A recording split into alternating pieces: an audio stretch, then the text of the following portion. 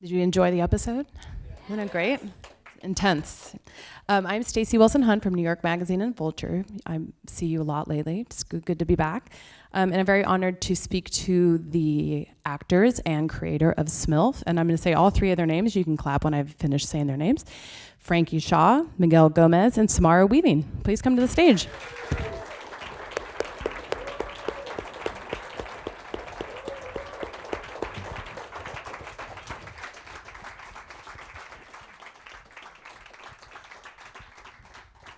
Welcome, everyone. Thanks for having us. Thank you. Hi. It's our pleasure. Yeah. So before we get into granular questions about the show, I would just love to know, maybe Frankie, you can kick us off for obvious reasons. How has the last month been for you since sharing this with the world? Obviously, you've been at it much longer than we've known about it, but you know, just living in LA, the billboards are everywhere. You and I both live on the east side. It just kind of feels like this thing that's in the air. It's very special. And how has your life changed in the last few weeks? The response online and the critical response has been pretty amazing, and I don't know what word to use aside like really heartwarming, because it's really encouraging, and I feel like people are really getting the intention behind the show, and so that's just been, so that in and of itself is exciting. Does it surprise you the way it's affected people? You know, I've been so deeply in this process of writing and then making the show that I didn't give much thought to how it was going to be received, because, I mean, I'm still editing. The process was really rushed, you know. We just started writing in June, shooting in August, so it's happening sort of in real time. And so I didn't have expectations either way, but I think, you know, it's really just rewarding and encouraging that people are sort of seeing the feminism in the show, and all the sort of other layers that are, like, you know, we have the comedy, obviously, that are, and then what's underneath it. So that's been great. The billboards are a little bit embarrassing. No, it's great. I so appreciate it. Still a strange experience. Yeah, I'm sure. it's just because like all of the parents at my son's school make fun of me, but that's okay. Yeah. The price you have to pay. I know. Right? And how about for you two? Has this impacted your career in a way that has surprised you, and how has that felt for you? I think it's just been like really refreshing to work with someone like Frankie. Like, I had a moment on set that was like, I'd never experienced it before, where we were talking about a scene and it was like the camera operator, like the director, and then the actors, and they were all female. And I was like, I've never seen this on a set before. And it was like really an emotional, like, little moment to have that and be like, this is so female driven, and it's so refreshing, because that's just never happened before on any set. Like, I really appreciate that part of it very much. I really think that part of the show is incredible, because my whole life I've been raised by strong women. And to see someone like Frankie make such an incredible show with such a beautiful message, I think the comedy is just sort of a vehicle, a tool for these potent messages that she's really trying to convey and show people and spotlight and put a light on certain things that are happening in our society that need to be fixed. And I think that's what's really incredible, in the fact that it's women that are doing it is something special, I think. And do you feel outnumbered every day when you're working? Well, again, I've been raised by strong so you're women. used to this, essentially. So I know, allow men. I know, yeah. I know the secret to being around strong women, men, and it is shut the up and listen. You know what I mean? Because we appreciate it when you guys do that, by the way. Hey, love but it. 9 times out of 10, they're gonna lead you in the right direction. I mean, it's the truth. Women are the superior. I'm saying it. It's true. Thank you for saying it. We appreciate that in the auditions. It's the truth, man. I've seen it. The crew, it's more balanced, I would say. That in most sets, you're in the minority, and in our set, it was pretty balanced. I've seen the group photos that you've shared on social media, and I actually went through and counted, because it was so remarkable to see the parity with all the crew members and production people, and just that's really where a lot of it falls apart, is just that sense of feeling outnumbered. and that's really meaningful. Yeah, it feels really equal, and that's a really like comforting environment to be around. Yes, long overdue. It's one of the best sets I've worked on. It's one of the best sets I've worked on. The most it's like comedy. I'm a baby to comedy. This is my first sort of experience with it, and these two are hilarious, along with Rosie, and they've been so loving and kind, and so just so caring, and allowed me to sort of open up and try different things. And she's so fearless, and she has so much courage, and just makes me want to push myself. So I'm really appreciative to Frankie for everything she's done. And I have a couple questions from the audience, which we'll address later, that are sort of more specific about the evolution from the film to the show, so I'll save that for the end. But before we move forward, I'd love to know, what was each of your big break as a performer, since obviously this room's filled with actors. Frank, you obviously came from Boston and lived in New York. At one point, did you decide to pursue acting? Was it when you were young, or did that come later? Yeah, no, I had no idea that I could sort of enter into this business or what that would entail. I grew up in Boston, and sort of by luck ended up in a college in New York because my high school gave me a free, like an application pass. So I just applied to literally 25 colleges and got rejected by most of them, and then got into one in New York City and hadn't even ever been to New York.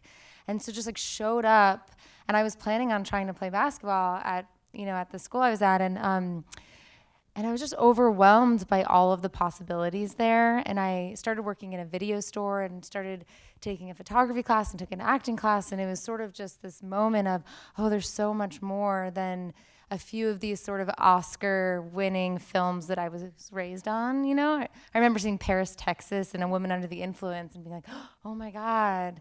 Yeah. And so when I started acting in college, I sort of approached it like self-competitive, like, could I do it? Could I get an agent?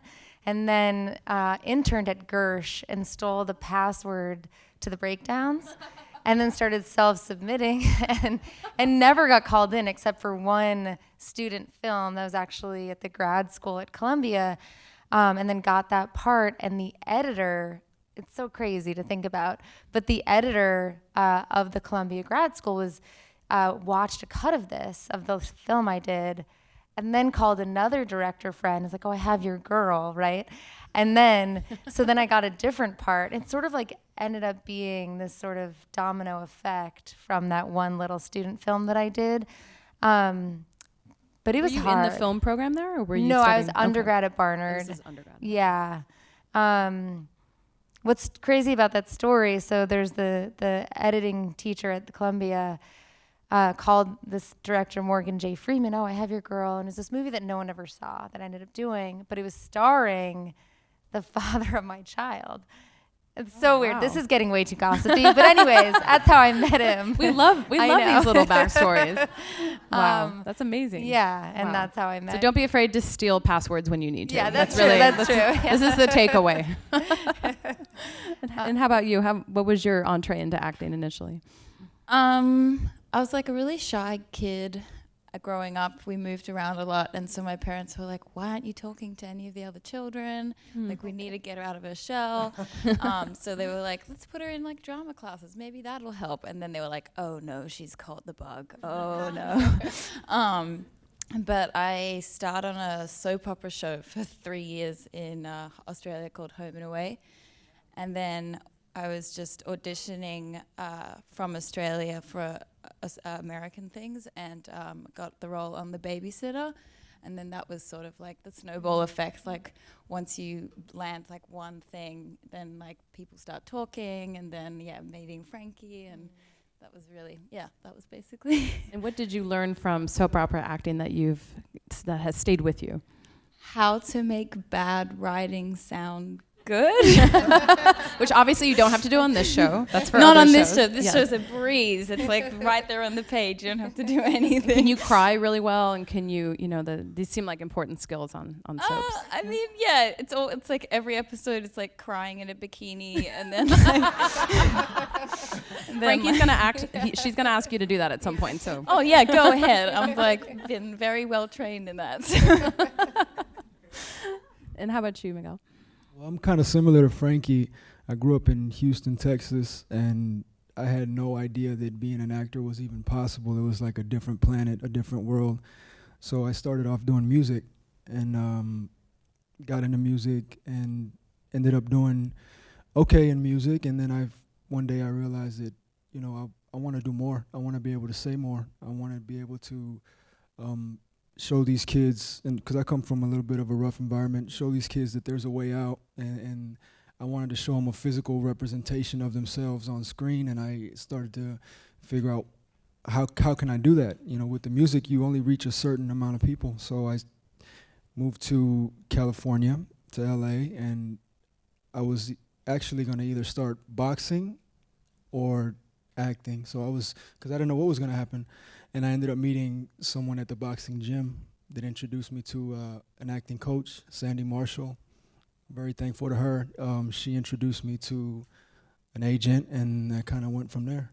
And when I first I'll rewind a little, when I first got to her class and I saw these actors that I'd seen on TV all the time breaking down, crying, or upset, angry, or happy, all these emotions, it blew me away. It scared the shit out of me, honestly, and I wanted to go running, and that was what made me say, no, I gotta do this.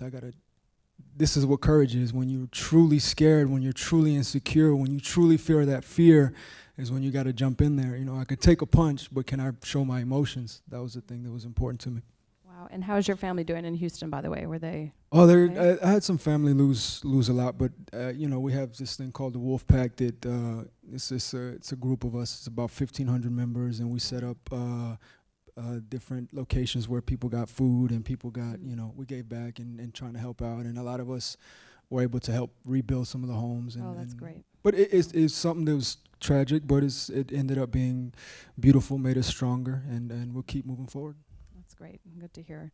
So let's go back to June, which seems like, I'm sure, like a lifetime ago to you, considering everything that's happened since then.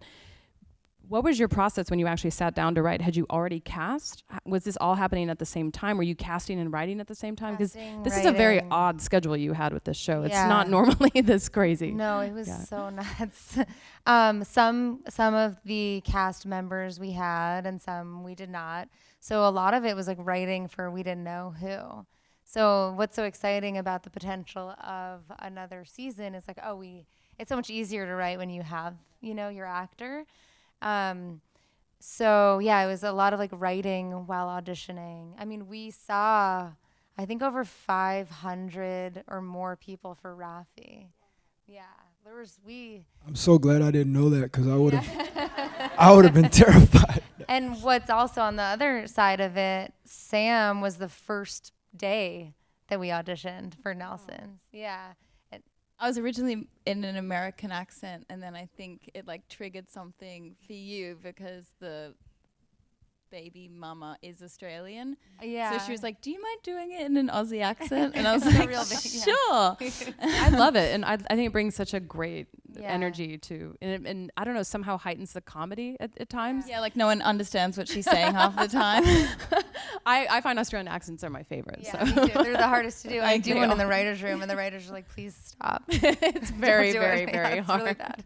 Yeah. So, did you know first of all, you knew how many episodes you were getting? Yeah. Now, were you storyboarding everything at once? Because also at the same time, you're in pre-production with your directors on every episode. So it was really, you're creating this entire story at once and then chopping it up, I'm guessing. Well, I mean, so basically we were sort of working in 3 acts for the characters what we were intending to do. I mean, it all changed, you know, but our intention was, in Act 1, Rafi's battling with fighting the addiction. And Act 2, he succumbs. Act 3, he pretends everything's normal, but he's deep in relapse. Like, that was like, that was the... Spoiler alert. Yeah. But we didn't end up doing that, so keep watching. But, like, that's an example of something, of, like, the 3-act structure for the season.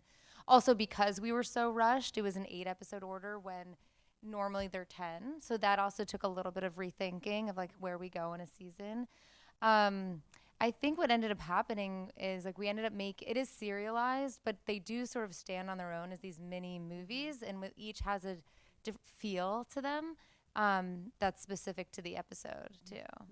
And I love Leslie Headland's work. I've been a huge fan of hers, and I see her imprint on these. Like it feels like a Leslie Headland short film. Yeah. And you obviously hired very well. Yeah, and Leslie, I was excited to work with for a long time. So that was. She was great at promoting the show on social media too. So she's earned her dollars.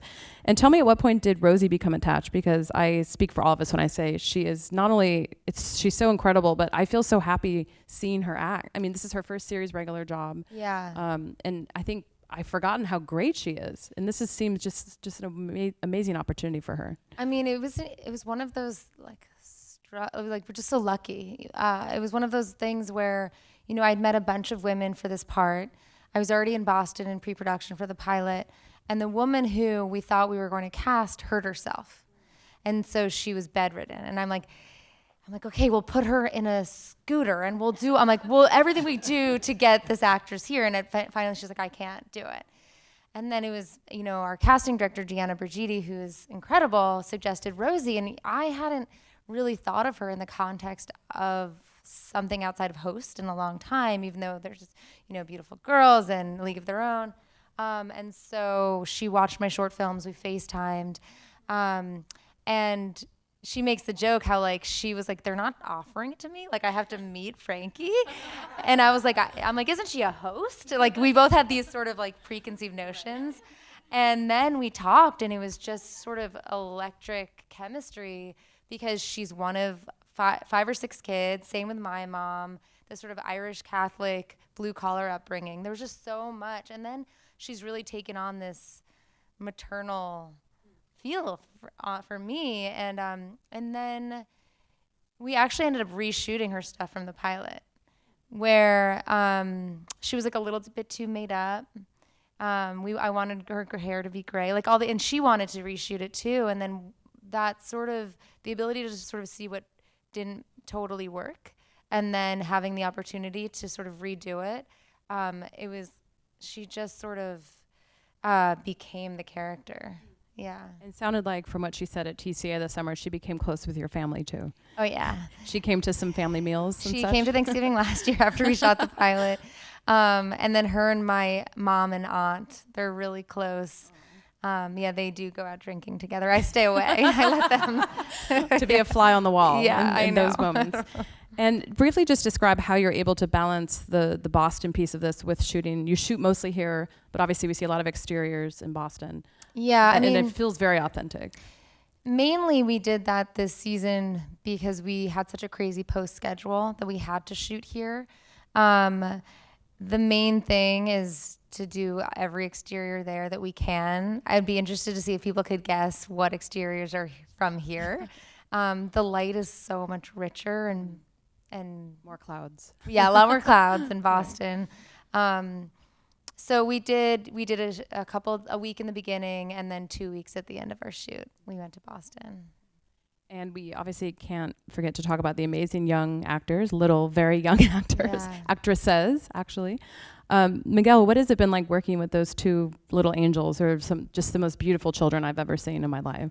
They are absolutely incredible. They are some of the cutest kids that I've ever seen, and they're great acters. They're amazing they actors. say you're not supposed to work with kids and animals. These kids were these kids were really great. They fell asleep on cue.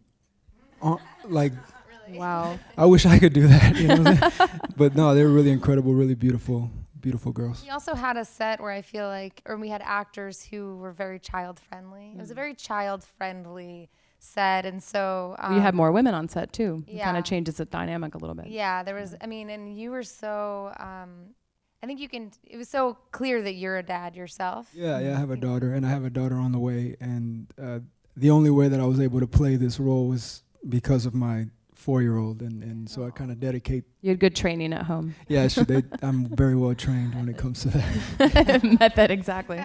Probably too much. I surrender. And Samara, what do you feel this show tells us about what it means to be feminine and masculine in 2017? Because I think this Sunday's episode, which is the one that you may have seen or not seen, but we saw 103 today. There's interesting examination of asserting yourself as with feminine energy and masculine energy. And it's funny, I know Jill Soloway is a mentor of yours, a friend of mine as well. And I've talked to her about when she goes into meetings and she says, I go into my agency and I just act like a guy. And I said, well, what does that mean? She said, I slouch in my chair, I spread my legs, and I do exactly what Seth Rogen would do in a meeting. Yeah. and I've thought about that. She said that at Sundance this past year. And I thought about that, and there's something to that, the physicality of it, where we see you putting the bulge in your pants on Sunday's episode. It's an interesting examination of things. I've never seen this really discussed in a comedic way on TV. But Samara, what do you feel the show is teaching us? And I feel like actually at a very crucial time in Hollywood about what it means to assert yourself and what it means to be male and female right now. Well, I think what this show does best is just like it's so honest. Like it shows the flaws and the like greatness of what it is like to be a woman in this time where it's things are like constantly changing and the rules keep changing and like pushing those boundaries. And I just love that Frankie is like so open to show like the real rawness of what it is like to be a woman and to be strong and to be vulnerable at the same time. Like that's okay. And I think that's just such a beautiful thing that like she really encompassed so well on screen. And also motherhood too, that you don't have to give up what you want to be a mother, that these things can coexist. And I think that's the thing, that it doesn't matter who you are, what kind of job you have, everyone has to sacrifice, but the fact that your character isn't sacrificing, even though the basketball thing may seem a little far-flung as a dream, she still has a dream.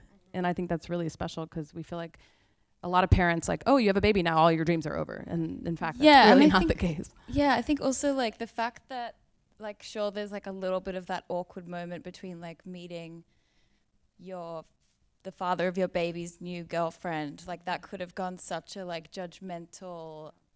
Like in other shows, you would hate each other. There'd be like a rivalry, you know, and I'm so tired of those dynamics when I see that. The truthfulness is like we're doing this for the child and make sure that everything's comfortable. So I really love that element to it as well. What I really love also is what Frankie did with Rafi's character, him being someone that is actually trying, you know, a man that's actually trying to do right by his family and raise his kid as best as he can, even though he makes a lot of mistakes. And usually you see the other way. Usually you see, you know, the deadbeat dad, the guy that abandons the family, and that's always depicted in movies and in shows, and they always get that vision, you know, and really, who gives a fuck about them? We need to show the guys that are actually trying, the men that are actually trying, and show them on screen. So I agree. So that the guys out there that are in that place can say, man, all right, I don't know what to do. I'm lost, but I'm still going to try and do the right thing. And maybe they can look and see and say, all right, I'm going to keep trying. I'm going to keep doing it. There are millions of people who are in the same situation, you know, maybe not living together, but co-parenting. And I think it's taken stigma away from it in a sense. And I think men should also stand behind women. I think men should also have women's backs. Women are powerful. Women are strong. I was saying that earlier. They are the superior.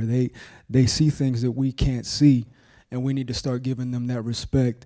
And any man that has a problem with that, see me when you see me, homeboy. You know what I'm saying? Wow. But that's true. Miguel 2020. We need more of you, please. Frankie 2020. And obviously this is a very biographical experiment. How much of you is what we see on screen and how much is conflated for just the fact that you don't want to show us every single fiber of your being, but how much of you is Bridgette and vice versa? I mean, she's the very exaggerated version and also very different as well. You know, I think in my own existence, I'm a little bit more of an introvert. And someone today was saying, oh, there's so much Lucille Ball going on, you know, and especially in the 4th episode. And it sort of can be like my alter ego in that sense.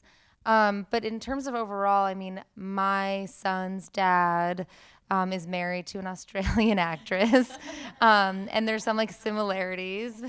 But we are. How does she feel about this portrayal? She's in Wales shooting actually right now, and she's like, Frankie, I swear I'm gonna watch soon. But she sounds like a good sport. Yeah. She sounds like a good sport. Yeah. No, but we've had a lot of conversations about it, and I think what Sam and Miguel were saying, it's just about we all have like very different perspectives, but putting our kid first, you know, has allowed for us to develop into this very deep relationship because we do talk everything out. We do fight. We are a real family. We're not living in different spheres. And then the other part of it is just we have this platform. So like, how do we talk about the issues we care about? So with these fun and different characters too, where it can veer away from the specifics of my life, but into the issues that maybe we want to do an episode about gender and how do we do that with, this group of people. And I also love how nudity is used in the show and in completely different ways than you expect. We don't see Bridgette nude when she's having sex, but we see her in the tub with her son.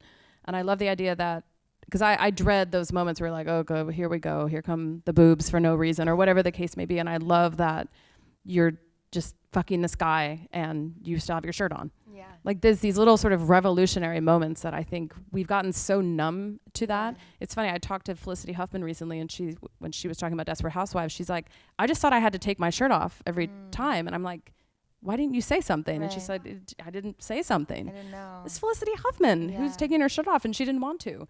And I think you can tell these stories. We don't need to see people's, nude flesh to really get that moment. And I'm wondering how much of that are you constantly aware of? Yeah, I mean, I think it's like we get accustomed to certain things, and then it was a very deliberate decision that when we're in Bridgette's point of view and she's having sex, she's seeing the man. So we're going to see the man. But if she's naked in the tub with her kid, it's like, let's see a woman's body in its natural state where it's not being hypersexualized by somebody else, And so that sort of stays consistent through this season and will be something that I do want to explore with further if we make more. And I also love that there's the use of like naked female butt as like a joke. Like there's so many movies where like a guy gets naked and it's hilarious. It's always funny. Yeah. And like we use that. I use it. Frankie uses that in SMILF, and it's like genius because it's something you don't really see, like a comedic nude scene for a female. I love that. And I also love the scene in Sunday's episode where you're in the dressing room with your mom. And you see all these women of all colors and shapes, lots of cellulite, saggy breasts. And I'm like, that's what it looks like when I go to the YMCA. Yeah. This is what real life looks like. Yeah. And also the way I think Leslie shot that or directed that episode, where we see like Rosie's leg and we're seeing just these perspectives, literal perspectives that we never see on TV. Yeah. I love that scene. It's great. Thank you. Yeah, that was, I think that scene existed even before I knew where it was going to go in the episode. It's like, we need to have the communal dressing room. Yeah, is that a thing, the communal dressing When room? I was growing up in never seen Boston, we had that in Filene's basement. And they used to have them in Loman's too. Yes. Yeah. I love that. And I would love to know from Miguel and Samara, what kind of boss is Frankie? What have you learned from her? This isn't a roast, I promise. Yeah. But what have you learned beyond, obviously, her multitasking skills? I mean, I'm just in awe of her most of the time. Like the fact that she can have like 4 things she has to think about at once, but when she's talking to me, it's like, I feel like she's like completely listening, even though she's probably thinking about 5 different things that day. But she can really like zero in and like really takes you seriously. And I think that's just an amazing skill to have. I also feel like she's not going to ask you to do something that she wouldn't do. Like that makes you completely trust her because you know that she's going to completely put herself out there, and it makes you want to also do the same. And you know that this vision is coming from experience. They say you have your whole life to make your first album, and this is kind of what she's doing. She's creating this beautiful work of art that imitates in a lot of ways what she's experienced, and also the messages that she's trying to convey with it. So it's really deep, and she's a great leader. She's somebody that knows exactly what she wants and will tell you what you need to hear, and also listens to anything that you want to kind of try. She'll try it, but you know at the end of the day she knows what she wants, and she's gonna make the vision come to life better than anyone else. Love that. You hired very well. So I have a couple audience questions. The first one's from Roger. Where's Roger? Hello. Roger would like to know, what were the biggest challenges in going from your short to producing the show? And do you have any tips regarding backers and production, etc.? Thank you. Tips for what? Are you saying translating a short to TV? Okay. In the short, it's interesting. Like, for example, Whiplash was a short at Sundance, and sometimes the short experience translates to something, and sometimes it doesn't. So I think it's an interesting question. And also, what's a little bit different with this project specifically was that I originally wrote a pilot first because I was sick of being a broke actress. And I was going to try to get staffed in a writer's room. So I wrote it as just a sample of my writing. And then I ended up getting cast in a sitcom, so didn't need to go get a job in a room, and then was thinking, oh, I actually want to go make this. But I understood that sometimes what you write on the page doesn't necessarily translate. If someone else is reading it, they're not going to see it how you see it. And so I then directed a scene from that pilot, and that ended up being the short. And so then I submitted, and I was like, oh, and I was editing, and it was one of my first times directing. And so I realized it stood on its own as a short, so then sort of on a whim submitted it to Sundance. And because it did well at Sundance, it then got me the attention I needed to then go sell it back as a TV show. So it was like the sort of full, circle. And then through the development process at Showtime, it changed from the original, but the bones were still there. So really, I started writing this in 2012. So it's been a while. Yeah. What was the actual scene featured in the short? Was it in the apartment? Was it? It was the sex scene in the pilot with Alex Brightman, where he comes over After you buy the snacks and you come home? Yeah, buy the snacks. Mm-hmm. And in the short, it was much different. I mean, I shot it for $3,000 in my friend's ex-boyfriend's studio apartment. And it was with Thomas Middleditch, who was my friend from a project. And so He'd be very funny. he was so funny. Did he get naked and everything? It was so funny. He showed up that day, Frankie, I'm so sorry, but I got sunburnt. And so he was like bright lobster red, but we ended up using it as a joke because I slapped him and I was like, ow. He did not get fully naked. No, he didn't. The actor who ended up playing that part in the show, what was he just ready to go for it? Because he was pretty naked. He was so brave.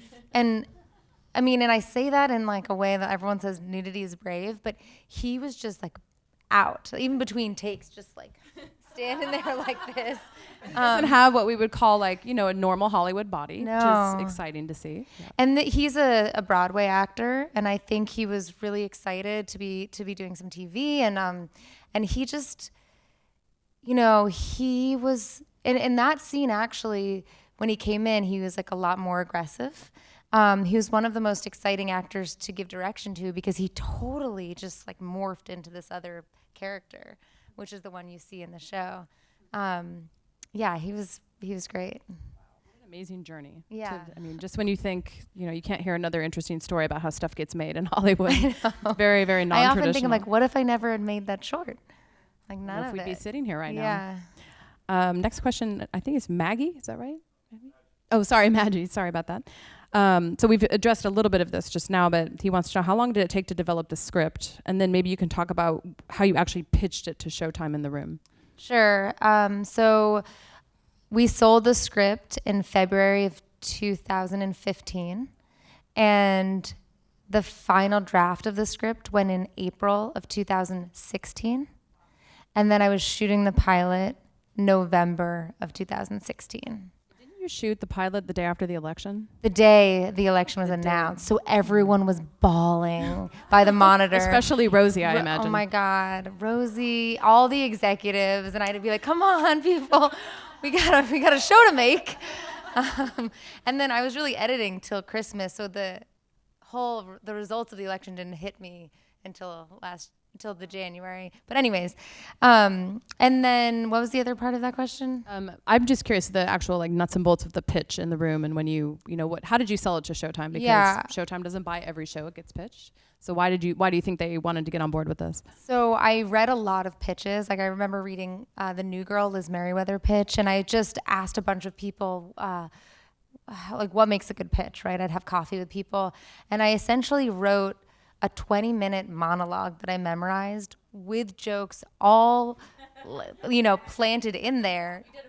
to act like I was just thinking of them spontaneously. But I worked so hard on that pitch.